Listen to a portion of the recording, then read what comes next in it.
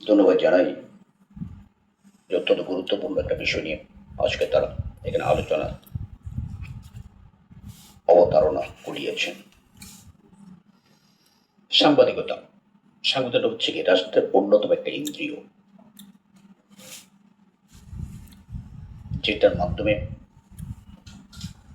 রাষ্ট্র সম্পর্কে জানা যায়, অর্থাৎ একটা রাষ্ট্রের সঠিক ধারণাটা যার মাধ্যমে পাওয়া যায়। সুশাসনের কথা আমরা বলি, এই সুশাসন নিশ্চিত করার জন্য পাহারাদারের ভূমিকা পালন করে সংবাদ মাধ্যম। এই জন্য বলা হয় সংবাদ মাধ্যমকে সমাজের দর্পণ, যে দর্পণে প্রতিবিম্বিত হয় সমাজের চিত্র। সাংবাদিকের কাজ কি? সাংবাদিকের কাজ হলো ঘটনার তথ্য সংগ্রহ করে নিরপেক্ষ ও বস্তুনিষ্ঠভাবে প্রতিবেদন তৈরি করা এবং তা গণমাধ্যমে পরিবেশন করা। এই কারণে সাংবাদিকদের বলা হয় সমাজের ওয়াচডগ। এই জন্য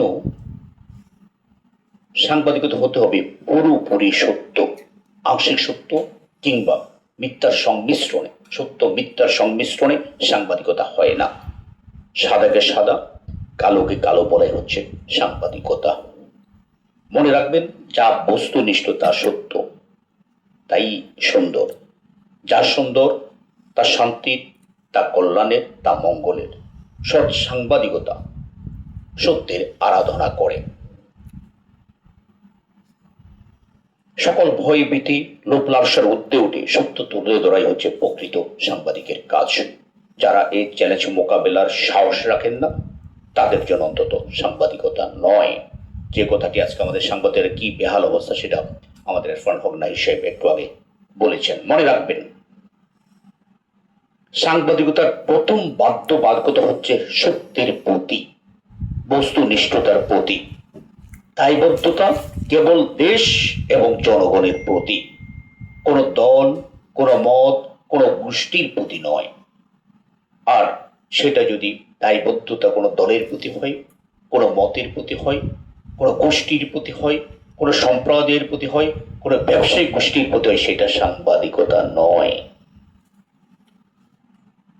সাংবাদিকতার মূল মন্ত্রটা হচ্ছে কোনো ক্ষেত্রে মিথ্যার সাথে আপোষ করা যাবে না। আপোষ শব্দটি সাংবাদিকতার ডিকশনারিতে নেই। সত্যের তরে তথ্যের সাথে লড়াই করাই হচ্ছে সাংবাদিকতা। এই জিনিসগুলো তাহলে আমরা বলে যেতে বসেছি। আমরা গণমাধ্যমের স্বাধীনতার কথা বলি, এখানে শুরুতেও আছে। গণমাধ্যমের স্বাধীনতার জন্য কি দরকার? গণমাধ্যমের স্বাধীনতার জন্য দরকার সাংবাদিকেরা লড়াকু মন। গণমাধ্যমের প্রাতিষ্ঠানিকতা এবং গণতান্ত্রিক শাসন, বাংলাদেশে এই তিনটির বড্ড অভাব রয়েছে। বিশেষ করে বাংলাদেশের 2-4টি পত্রিকা ছাড়া বা সংবাদ মাধ্যম ছাড়া কারো প্রাতিষ্ঠানিকতাই নেই, সম্পাদকের নীতিই নেই। সাংবাদিকের নীতিমালাগুলো পুরোপুরি তার মেনেও চলেন না। বিশেষ করে বিগত 17 বছরে আমরা এটা হারে হারে টের পেয়েছি। সত্যিকার অর্থে কি আমাদের এখন সাংবাদিকদের লড়াকু মন মানসিকতা জেতার কথা বলছি, সেটা এখন নেই। বরং দাসর সাংবাদিকতা এখন বড় স্থান দখল করে নিয়েছে। বিশেষ করে গত 17 বছর। এখনো যে নেই সেটা আমি বলবো না, হয়তো কমেছে। আগেকার সাংবাদিকরা সত্যের পিছনে ঘুরতেন, এখনকার সাংবাদিকরা ঘুরেন অর্থের পিছনে কিংবা মালিকদের পিছনে। আগের সাংবাদিকরা সরকারকে তাদের ভুল ত্রুটিগুলো তুলে ধরতেন, শুধরিয়ে দিতেন। এখন তা না করে সরকারকে তুলমর্দন করেন।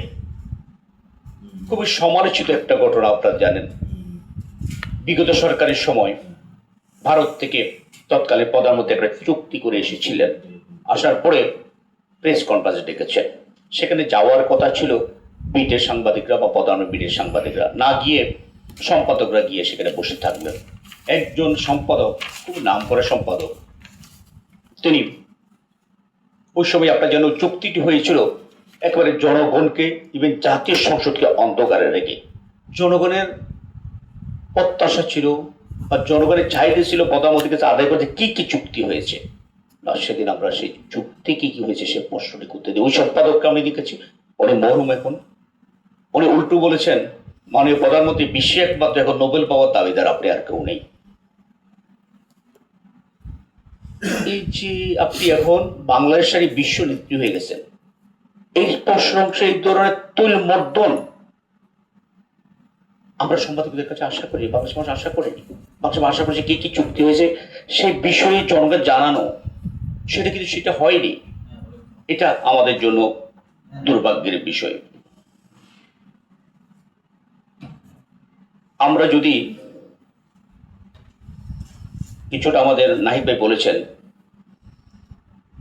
এখন আরেকটা বড় সমস্যা হচ্ছে যেন তেন ভাবে একটা পত্রিকা বের করে যে সে সম্পাদক হয়ে যাচ্ছে, 5 পাস 8 পাস লোক সম্পাদক, 50 পত্রিকা বের করে বগলের মধ্যে এটা চেপে চলে যায় সচিবালয়ে, পিআইডিতে। এসব বগল সম্পাদকদের দাপটে আসল সম্পাদকরা কোণঠাসা হয়ে গেছেন।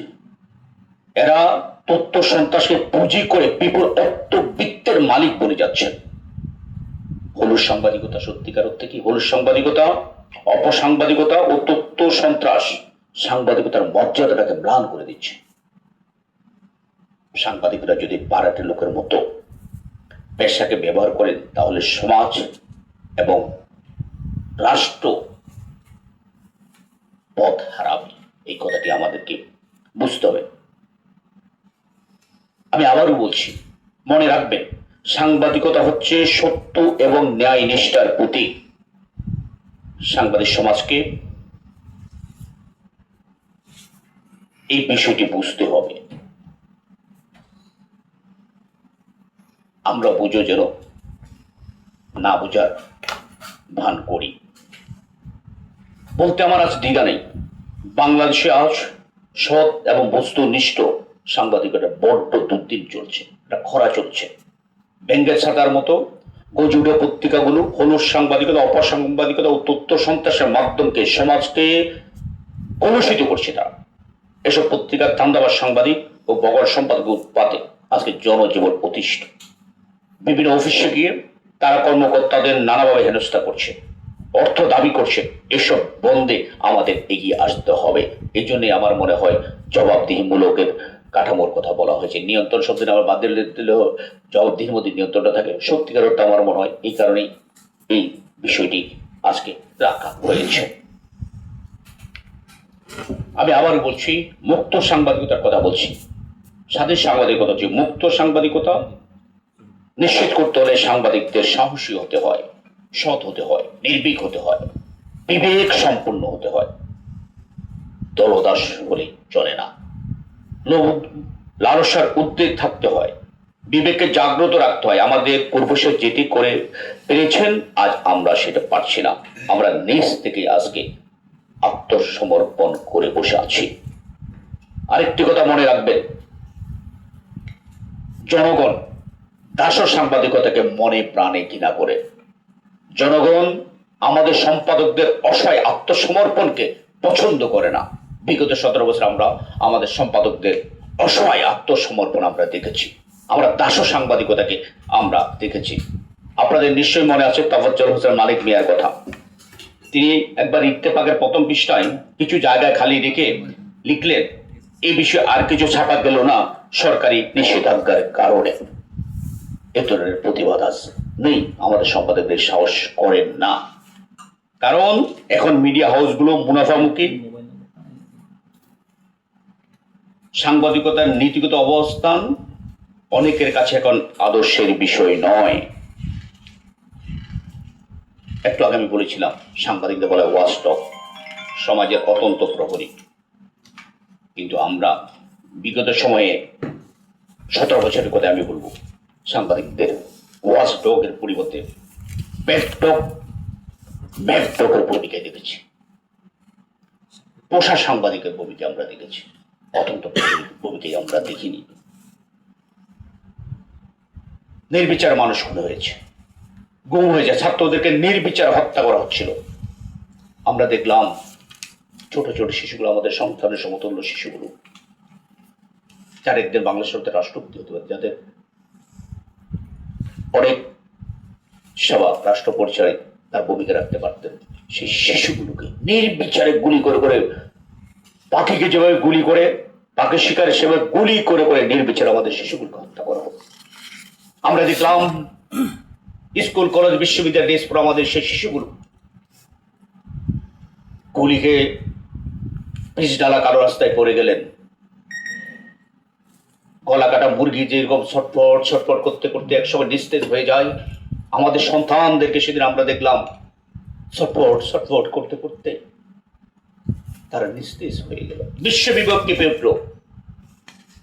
আমরা সেই সময় দেখলাম জাতীয় প্রেস ক্লাবের সামনে তথাকথিত দলদাস সাংবাদিকরা এদেরকে রাজাকারের বাদশা বলে এবং এসব সন্ত্রাসী জঙ্গি দমন করার কথা বলে সেদিন রক্তপাতকে উৎসাহিত করেছেন। এদেরকে আমি সাংবাদিক বলি কিভাবে?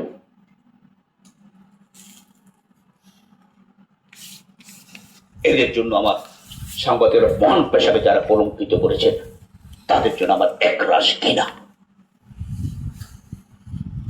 টকশোতে গিয়েছে তারা, সেখানে গিয়ে না ভাবে এই রক্তপাত উৎসাহিত করেছিল।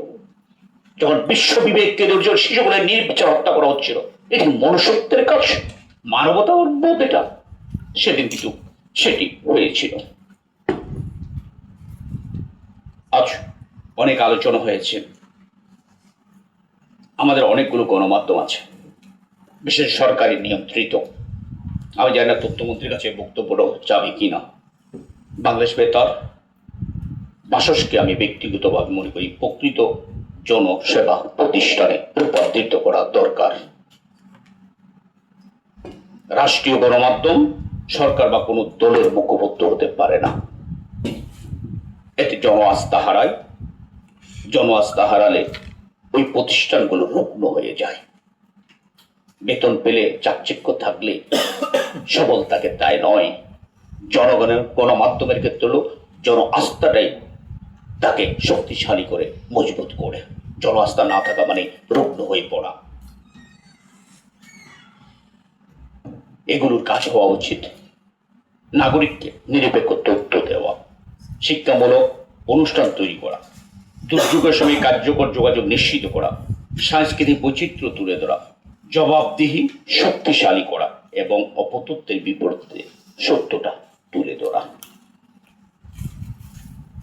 এখানে আমাদের নাহিদ ভাই কিছু কিছু কি করা বিষয় সেটা বলেছেন। আপনারা জানেন বর্তমানে যারা ক্ষমতা আছে সেই বিএনপি তাদের নির্বাচনী ইশতেহারে সাংবাদিক জন্য একটি অবসর কল্যাণ বোর্ড গঠনের প্রতিশ্রুতি দিয়েছিল এবং পাশাপাশি গণমাধ্যমের স্বাধীনতা ও নিরাপত্তা নিশ্চিত করারও তারা প্রতিশ্রুতি দিয়েছিল তাদের নির্বাচনী ম্যানিফেস্টোতে।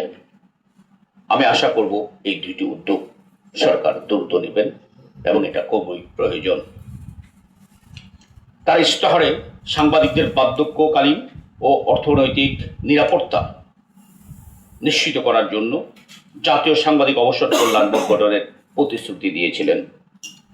কতদূর গিয়েছে আমার জানা নেই। এবং সাংবাদিকদের বিরুদ্ধে যে রাজনৈতিক উদ্দেশ্যমূলক যেসব মামলা হয়েছে সে মামলাগুলো বাতিলের সেই বিষয়গুলো আমাদের কল্যাণ ট্রাস্টের মহাপরিচালক মহোদয়, ব্যবস্থা মহাপরিচালক মহোদয় বলেছেন যে এটা অত্যন্ত, আমরা আশা করি এটা দ্রুত কার্যকর হবে। ডিজিটাল আমরা নিরাপত্তার কথা বলছি, গণমাধ্যমের বিতর্কিত ডিজিটাল নিরাপত্তা এটা বাতিলের কথা ছিল। পুনর্নিরীক্ষণ, বিএনপি বলছিল পুনর্নিরীক্ষণ এবং সাংবাদিক পেশাগত সুরক্ষা দিতে, এটা যে আমরা লড়াই করছি এটা খুবই প্রয়োজন গণমাধ্যমের স্বাধীনতার জন্য। মত প্রকাশের স্বাধীনতা, জবাবদিহি নিশ্চিত করতে একটি শক্তিশালী মিডিয়ার রেগুলেটরি কাঠামো গড়ে তোলার কথা বিএনপি বলেছিল, যেটা আমাদেরও দাবি ছিল। এর মাধ্যমে গুজব, ভুয়া খবর, ঘৃণ্য বক্তব্য প্রতিরোধ করা সম্ভব। এই উদ্যোগগুলো আমরা আশা করব সরকার যদি দ্রুত কার্যকর করেন গণমাধ্যমের স্বাধীনতাটা আমরা ফিরে পেতে পারি। সবশেষ যেই কথাটিতে আমি বলবো, গুজবের কথা আসছে, জবাবদিহিতার কথা কেন? যেভাবে মিথ্যাচার হয়, গুজব হয়, এর জন্য জবাবদিহিমূলক দরকার। আপনি যা ইচ্ছে তা লিখে দেওয়া সাংবাদিকতা নয়, লিখে দেওয়া হচ্ছে তো। আপনি গেছেন একজন ইঞ্জিনিয়ারের কাছে একটা সুযোগ নিয়ে, ওনার পক্ষ হয়তো দেওয়া সম্ভব হয়নি, কিংবা একটা প্রোগ্রামের কথা বলে 4 বাজে দেওয়া হয়নি, পরের দিন এসে তার বিরুদ্ধে লিখে দিলেন মিথ্যা একটা গল্প। এটির নাম সাংবাদিকতা নয়, এটা হচ্ছে অহরহ হচ্ছে বাংলাদেশে। এই জন্যই জবাবদিহিটা আমাদের খুব দরকার। স্বাধীনতা মানে কি যা ইচ্ছে তা লিখে দিবেন, যার ইচ্ছে তার বিরুদ্ধে লিখবেন? গণতন্ত্র মানে কি রাস্তা দিয়ে একটা যুবতী মেয়ে যাচ্ছে তার অন্যটা টেনে নিয়ে নিবেন? এটা গণতন্ত্র নয়, এটা গণমাধ্যমের স্বাধীনতা নয়। গণমাধ্যমের স্বাধীনতা সত্যটা লিখবেন, রাষ্ট্র আপনাকে নিরাপত্তা দিবে। এটি হচ্ছে, আপনি মিথ্যা লিখবেন আপনাকে জেলে নেওয়া যাবে না, আপনি মিথ্যা লিখবেন আপনার বিরুদ্ধে ব্যবস্থা নেবে, আপনি মিথ্যা লিখবেন জনগণ আপনার বিরুদ্ধে মামলা করতে পারবে না। এইটা স্বাধীনতা। মিথ্যাকে প্রতিষ্ঠিত করার জন্যই গণমাধ্যমের স্বাধীনতা, সত্যকে প্রতিষ্ঠিত করার জন্য। এটা আমাদেরকে মনে রাখতে হবে। যে কথাটি বলছিলাম, আমরা সবচেয়ে বড় আগ্রাসনের, এখন আগ্রাসন রোধের কথাটা বলিনি, আগ্রাসনের শিকার হচ্ছে আমরা আমাদের প্রতিবেশী রাষ্ট্র দ্বারা। এআই তো আমাদেরকে একেবারেই শেষ করে দিচ্ছে। মিথ্যা তথ্য এখানে আমরা প্রতিদিন ভিন্ন মতের লোকদের বিরুদ্ধে দেখে এআই দিয়ে যেভাবে আগ্রাসন চালানো হচ্ছে, আমরা খুব শঙ্কিত। প্রতিদিন মানুষের চরিত্রকে হনন করা হচ্ছে।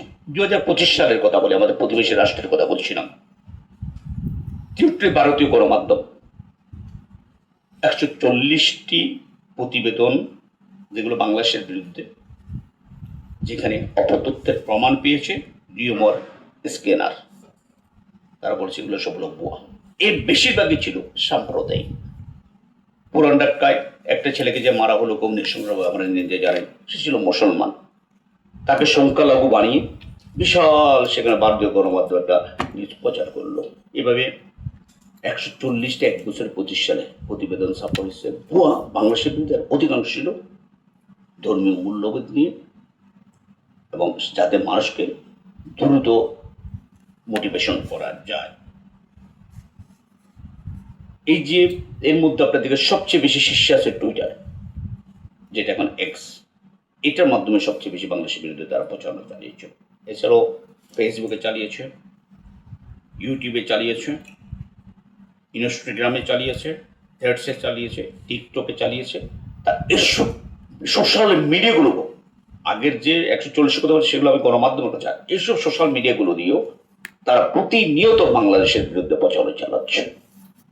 ভারতীয় যখন গণমাধ্যমগুলো, এইগুলো সোশ্যাল মিডিয়া হয়তো মানুষ বেশি করে, গণমাধ্যমগুলো যখন কোনো কিছু লেখেন এটা মানুষ সহজে বিশ্বাস করে। ওরা চায় বাংলাদেশে একটা সাম্প্রতিক দাঙ্গা বাঁধিয়ে দিতে, কারণ তাদের পছন্দের সরকার নেই হয়তো। তাই এই বিষয়টি আমাদেরকে খুব সচেতন থাকতে হবে। আমাদেরকে এটার পাল্টা কি আমরা করতে পারি, পাল্টা বলতে এটা মিথ্যার গুজবটা, যে এটা যে মিথ্যা, এটা প্রচারের জন্য আমাদের যা যা করা বা এটা বন্ধ করে যা যা করা দরকার, সে বিষয়ে আমাদেরকে উদ্যোগী হওয়া উচিত বলে আমি মনে করি। আপনাদের সবাইকে ধন্যবাদ, আপনারা দীর্ঘক্ষণ ধরে আমার এই বক্তব্য শুনছেন। এই জন্য আমরা আশা করছি সাংবাদিক কল্যাণ ট্রাস্ট এই জন্য আয়োজন করবে, আরো বড় পরিসরে আয়োজন করবে। জনগণকে বস্তুনিষ্ঠ সাংবাদিকতা কি, আমাদের সাংবাদিকতায় সমস্যাগুলো কি, এগুলো তুলে ধরবেন। আপনাদের সবাইকে অগণন ধন্যবাদ।